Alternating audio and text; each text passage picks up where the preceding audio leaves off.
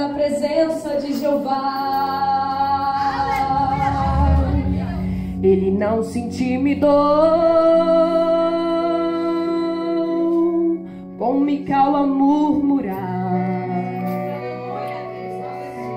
se encheu de muita glória, se esqueceu da posição, fez barulho dando glória, comemorou a vitória, humilhando a Agor. Veja o crente adorando, pulando, marchando e se alegrando no poder de Deus. O crente avivado deixa tudo de lado, não fica apanhado, comemora a vitória, manteiga na glória.